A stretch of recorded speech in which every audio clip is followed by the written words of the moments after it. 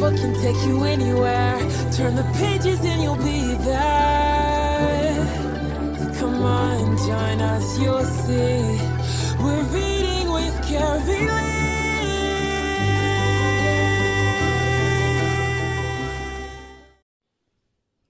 Hi friends, welcome to another Read with Carylee.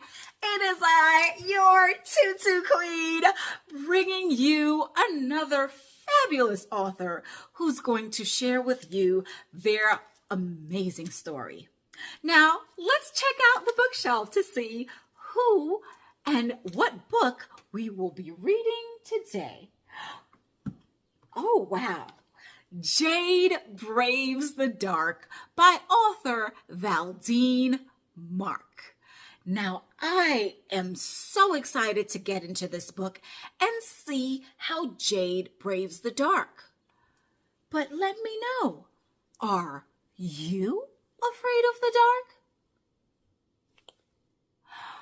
Wow, well, when I was about your age, yes, you, I too was afraid of the dark. I did not want to go anywhere where it was dark.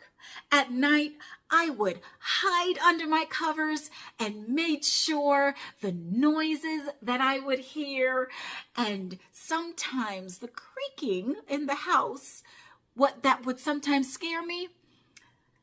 I wanted to make sure that I was safe and sound and I was safely tucked in my bed. And even sometimes in the day, I was afraid to go in dark basements by myself. So let's see how Jade braves the dark. Author Valdene Mark, take it away and let's find out more about this amazing tale, Jade Braves the Dark. So this is my debut picture book, Jade Braves the Dark, written by me, illustrated by Sawyer Cloud. Okay. As the crickets start to sing and the sun goes down low, Jade says good night and her mother turns to go. Jade sees the dark of the night slowly creeping in and quickly pulls the covers up closer to her chin. She shuts her eyes and she hopes the dark will go away, but cannot fall asleep as she is scared that it will stay. She tosses and she turns, then stops and doesn't make a peep. Jade tightly hugs her doll, and she tries counting sheep. Yet the unlit room stays dark and still seems very scary. In the creepy shadows, might there be naughty fairies? Or maybe trolls or ogres that get mad and roar like thunder. What is underneath my bed? Jade whispers in wonder. Could it be a ghost? A bug? A spider on the wall? Eyes closed and unknowing, how will she sleep at all? All these thoughts of scary things give Jade quite a fright. Stuck here in the dark, how will she make it through the night? Just as Jade decides that she will hide beneath a pillow, she gasps at the moonlight that shines brightly through her window. It lights up her books, her toys, and her rocking chair. It leaves sparkles on the floor, and it gets tangled in her hair. Jade now sees the dark is not as scary as it seems. It's come to play with moonlight. She sits up straight and beams. Now overjoyed and feeling sleepy, Jade lets out a yawn. Good night, darkened moonlight, she says, then sleeps through to dawn. The end. With Carylee.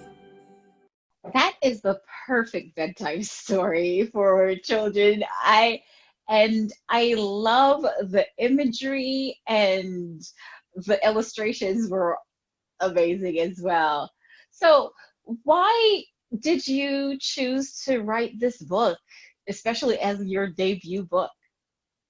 Uh, Initially, I actually had a different book planned, a different manuscript that I was working on, and then, I decided that I wanted to do something personal, and that I wanted to do something that connected, really directly to my childhood, which all my manuscripts do, but this one especially, um, I think was more memorable for me. Um, and I always had a really, bad fear of the dark. It was so bad that I would always try to sneak into my parents' room when I was a child, especially, during like thunderstorms or, events like that.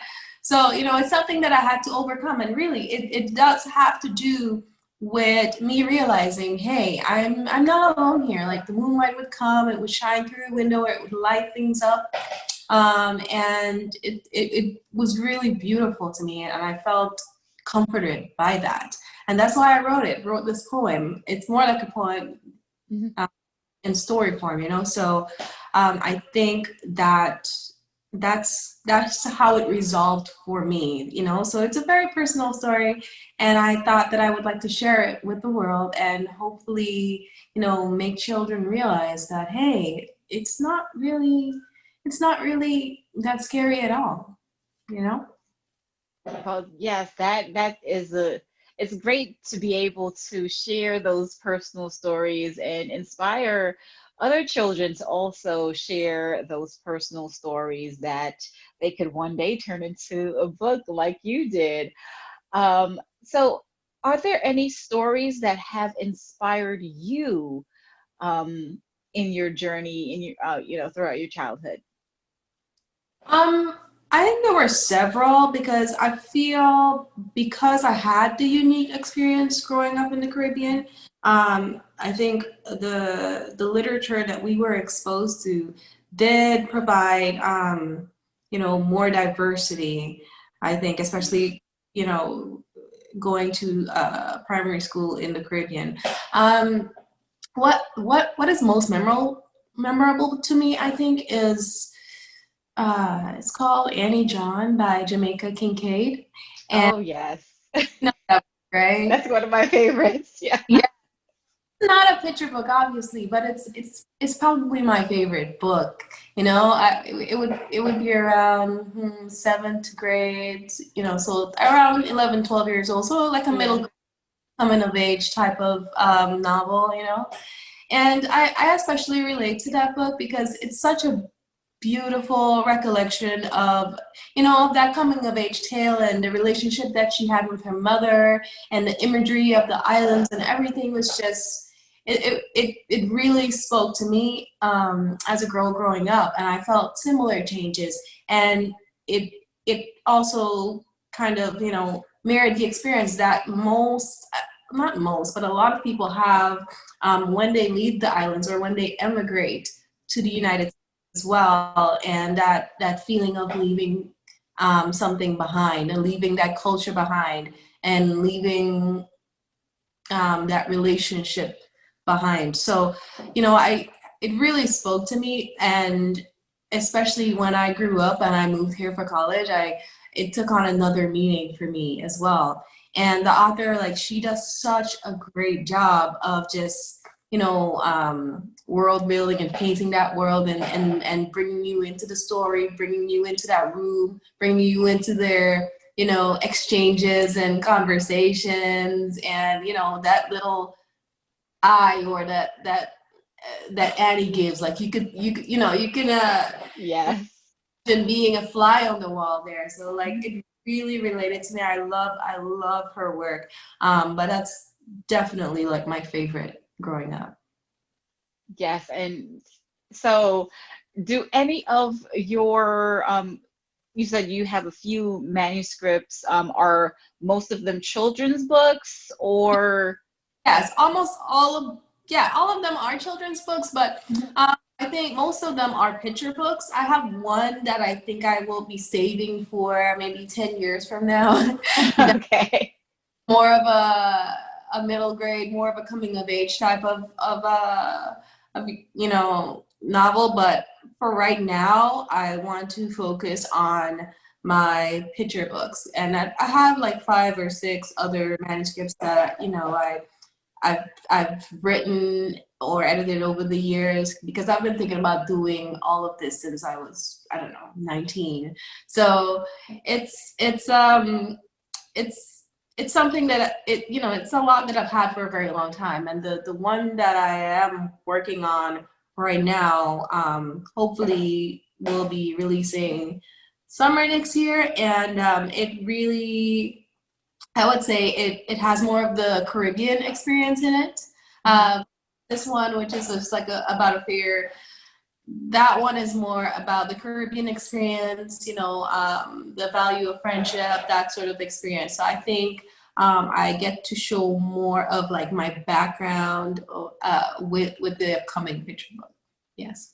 Oh, well, that's wonderful. So we will be seeing a lot more from you and being able to integrate your culture and the Caribbean experience into your books. That is definitely an awesome thing for children to see and to be able to get that diversity. So we thank you for even thinking to write these books. So what's another inspiration that you had to be an author? I just wanted to share like you said, diverse stories.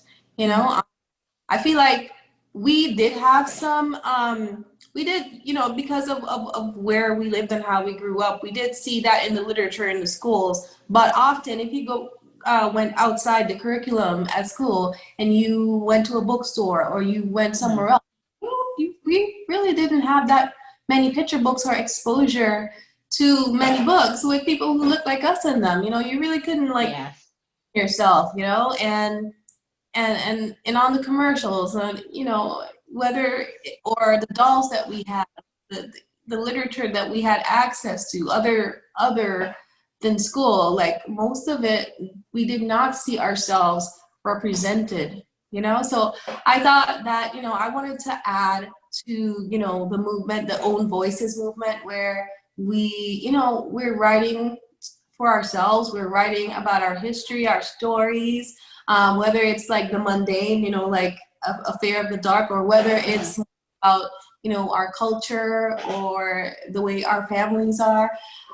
So I think that story is important. And I think it's important that we tell that because there's very few, very few minority authors compared. I can't remember the stats right now, but it's so little compared to like white Americans. I think that's the biggest demographic.